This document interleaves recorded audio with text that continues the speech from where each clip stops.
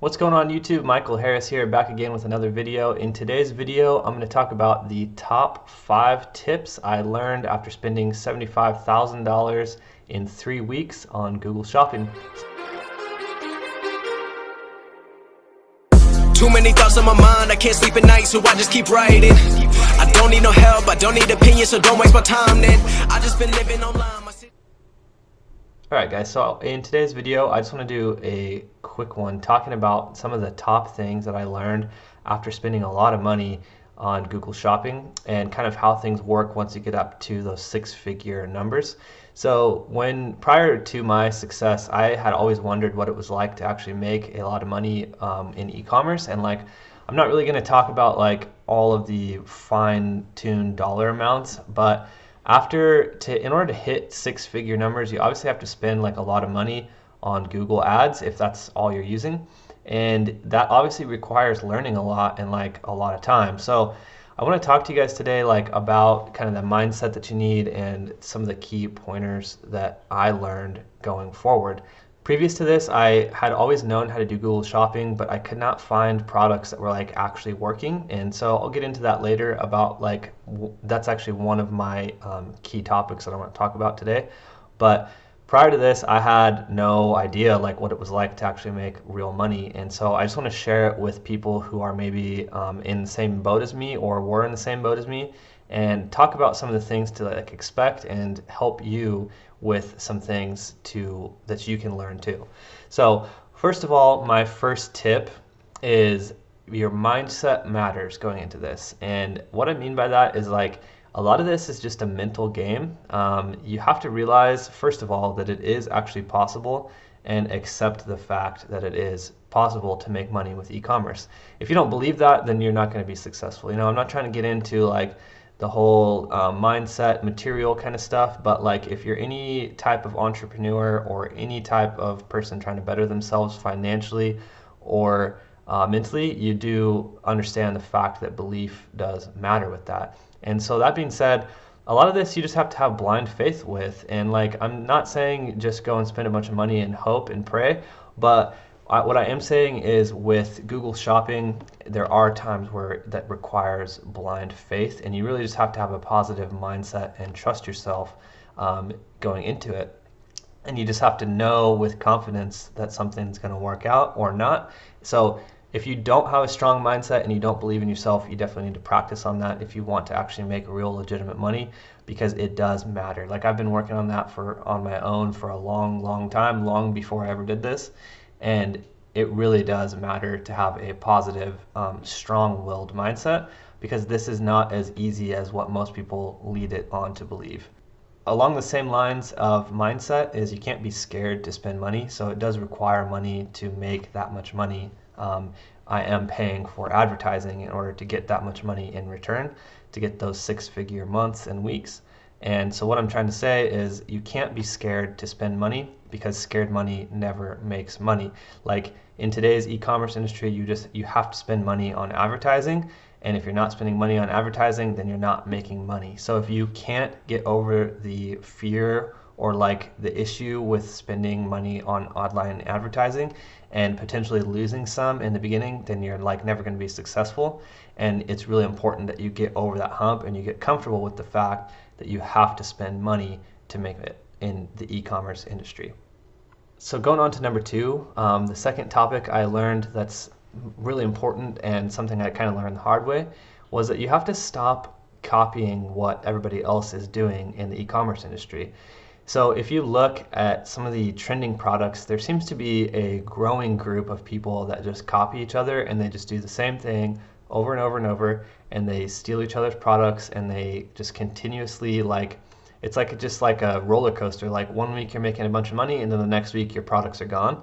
And so what I learned is it's really important to start modeling big businesses. Okay? Businesses that are big for a reason, because they do things particularly that work. And if you're trying to copy and model other little tiny general dropshipping stores, chances are you're probably going to fall right into that crowd, and you're going to get your winning products ripped out right from underneath you. And you're going to start to decline and go downhill. Even if you did have success, you're not going to be able to rely on that income coming in. That being said, you want to build a sustainable business, guys. Like drop shipping and like what, 75 to 90% of drop shipping stores, that's not a business. That's just like a little crappy looking website that sells like a trending product that you also saw somebody else selling. And like that's not a long-term sustainable business. So it's really important that I make that clear to people. If you're going to be learning from me and subscribing from me, subscribing to my channel and watching my videos going forward, it's really important that you understand that like drop shipping, yes, is really good. It's a great way to make money, but like that's also just the beginning.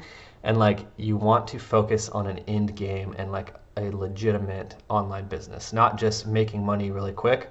And so that's my second pointer is like model big businesses, don't model tiny drop shipping stores. And that's honestly, as soon as I started doing that, that was when my success really started to dramatically increase, because you're just hanging out and talking and modeling other people that don't necessarily, it's not that they don't know what they're doing, but they like don't necessarily have the winning mindset to go really big and to make a lot of money compared to like legitimate businesses. Like I've talked about in the past on my channel, I talk about Apple, I talk about Beats, I talk about GoPro, stuff like that. Those are big businesses that you can model after, and you can really learn a lot from them compared to a little tiny Shopify store that's trying to drop ship one or two products. So it's really important that you stop copying other general drop shipping stores and you take after big businesses. And that's when honestly I saw some of my best success.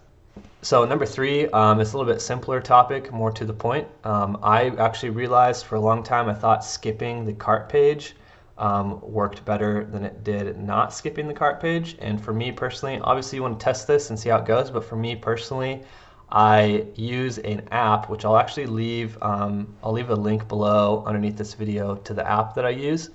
And it has a sticky bar at the bottom of the page. So like right at the very bottom of the page, it says add to cart, and people can click that on mobile. And then as soon as they click it, a little cart icon pops up on the screen, and then they can click the cart to go to the cart page and then to the checkout and then purchase. And that actually converted like 2 to 3% better than skipping the cart page.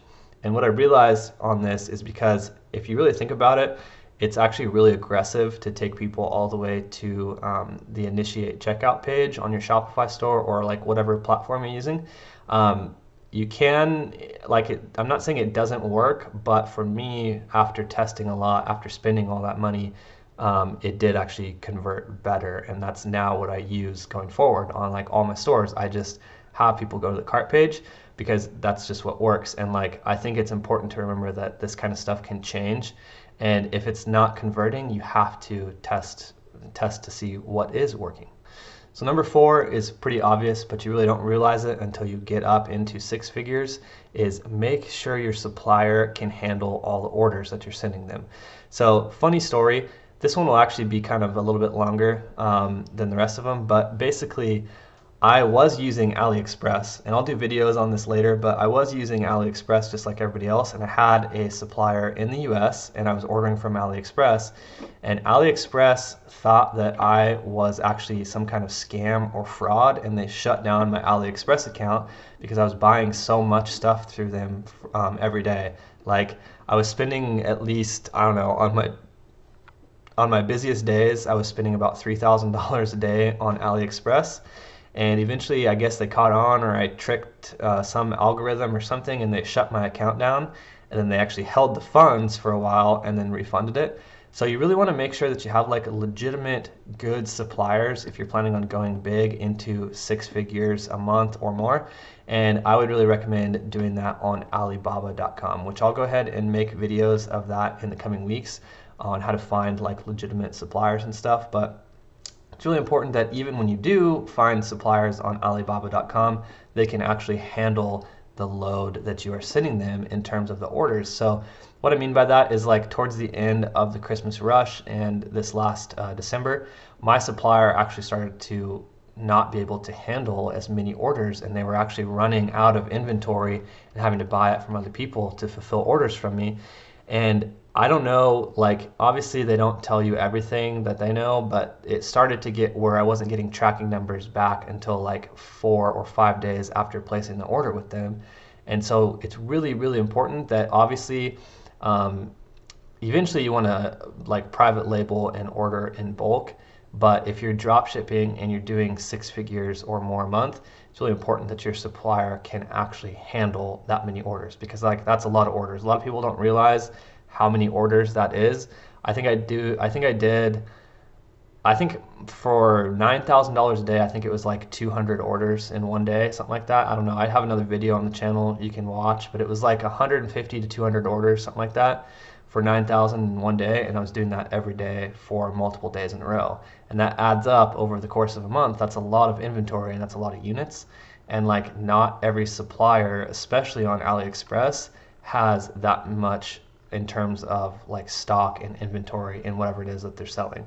So topic number 4 is make sure your supplier can handle all of the orders you're sending them, and maybe even have one supplier as a backup, which is what I did. Number 5 is when you actually get successful and when you start to blow up, maybe this has already happened to you, I don't know, but when you actually start to blow up, PayPal will hold your money, okay? When you really start to explode and have explosive growth, PayPal holds your money. And if you're lucky, they'll put you on a 21-day reserve, which basically means if you capture a transaction on PayPal today, 21 days from now they'll release it, or they will just put you just straight up on hold, no reserves, and not really tell you why. Luckily, I was able to get mine set to 21-day reserve, and which is better than nothing, but you have to plan for that and you have to prepare for that, because that's just how it goes. Like PayPal is really easy to set up, but they're also really, really favorable towards their customers and towards people who are actually doing the shopping online. So they want to make sure that their customers are happy, and they do that by holding your money and keeping it for 21 days to make sure that you're actually delivering the product. If they didn't do that, you could just immediately take the money out of PayPal, and who's to say you could not fulfill the orders, which unfortunately that has obviously happened at some point, which is why they do that. That being said, getting sales. That being said, it's really important to understand that PayPal is going to hold your money. Like there's no way around it. If you're accepting PayPal and you start to get explosive growth, they will put your account on hold, and it's so that you can establish history with them and become a legitimate seller with them. Once you make it through the PayPal holds, then you should be good. There should be no reason why you need to stress, but usually they do hold your money for quite a long time, and that's just to establish history with PayPal and make sure that you are doing what you say you're doing on their platform. And so since you guys stayed till the very end, I want to give you one more bonus, and that is don't be afraid to, if you're using Google Shopping, to segment traffic. And what I mean by that is have one campaign for like mobile only traffic, and then another campaign for desktop only, and if you want to, another campaign for tablet only traffic. The reason being is because these are two totally different things and they convert way differently. And what I found was if I took the traffic and I split it, and I had one campaign for only mobile cell phone traffic and then one campaign for desktop, they actually were more profitable because I could then adjust the bids accordingly for desktop. Like mobile was converting really well, but desktop cost per conversion was really high. So I took that and I split it into a different campaign. And on the original campaign, I just removed desktop, and then on the split campaign, I just removed mobile, and that actually allowed me to optimize it even more so that both were profitable. And that way you are advertising to two totally different devices separately, and you have even more control over where your ads are showing and the bids that you can place on them. So definitely don't be afraid to do things like that and think outside the box, because that will ultimately lead you into even more profit. Had I just left that campaign alone, then it may have not ever been as profitable, or I would be losing money technically on desktop sales. So it's really important that you guys can think outside the box and don't be afraid to try things and do things differently. So I hope you guys found this video useful. Like I said earlier, this will be kind of a quick video today. I just wanted to give you guys a few pointers on what exactly I learned going from 0 to over 9K a day using Google Shopping and Shopify Dropshipping. If you guys like content like this, make sure you subscribe to the channel. Like I said earlier, I think, maybe I didn't say it earlier, I'm going to be giving away a done-for-you Shopify store at 1,000 subscribers. Also, I'm going to be giving you my exact, literal, step-by-step strategy on how I advertise on Google Shopping and go from 0 to over 9K a day. Some of the stuff I give away for free on my channel, but obviously I'm not going to give it all away for free on YouTube. So you definitely want to stay tuned, subscribe to the channel, and enter for your chance to win. Thanks for watching this video, guys, and have a good day.